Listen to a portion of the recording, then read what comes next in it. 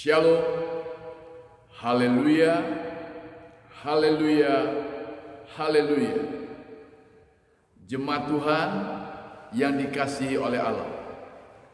Yesus berkata di dalam Injil Lukas pasal 18 ayat yang ke-8. Aku berkata kepadamu, Ia akan segera membenarkan mereka. Akan tetapi, jika Anak Manusia itu datang, adakah Ia mendapati iman di bumi? Sebelumnya ayat ini dalam ayat yang ke-7 berkata demikian. Tidakkah Allah akan membenarkan orang-orang pilihannya yang siang malam berseru kepadanya? Dan adakah Ia mengulur-ulur waktu sebelum menolong mereka? Baru kemudian Ia segera membenarkan mereka.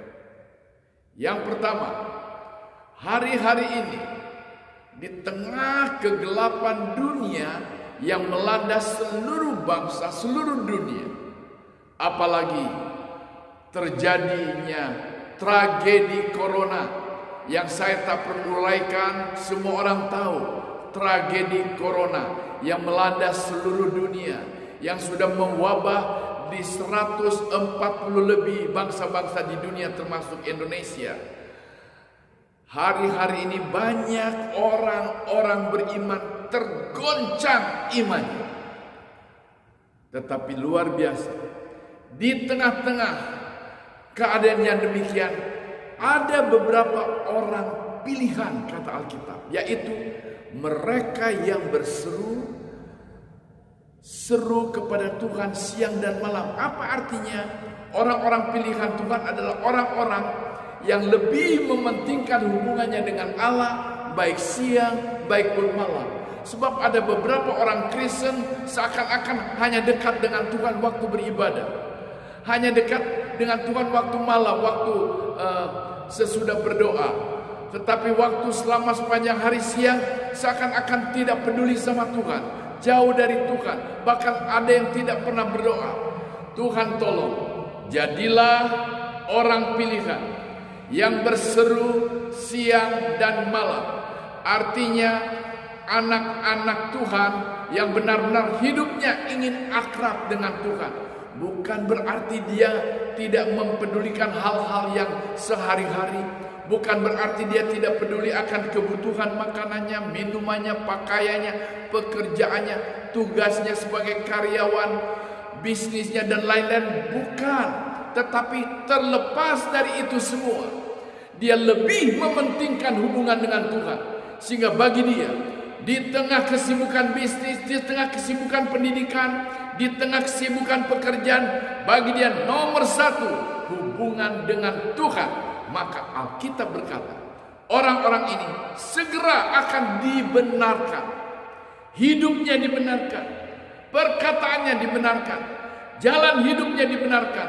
Artinya ada di bawah perlindungan Tuhan, ada di bawah naungan Tuhan. Tepatlah firman Allah, bahwa orang yang melekat kepada Tuhan, dia ada di dalam perlindungan Tuhan. Jadilah orang pilihan Tuhan, sehingga kita di dalam segala keadaan kita dibenarkan oleh Tuhan dalam perlindungannya. Ayat yang ke-8 bagian terakhir. Akan tetapi, nah ini,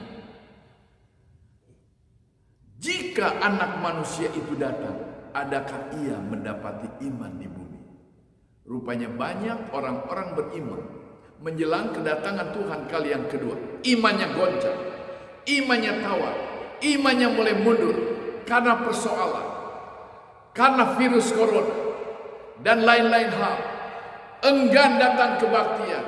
Hati-hati, jangan sampai karena anjuran pemerintah agar untuk sementara ibadah tidak di tempat-tempat umum tetapi di rumah masing-masing. Hati-hati, jangan keenakan ibadah di rumah sehingga kalau nanti kembali ibadah di gereja, tidak lagi ibadah di gereja dengan alasan cukup online, cukup live streaming. Berbeda ibadah di rumah dengan ibadah dalam persekutuan jemaat, sangat berbeda.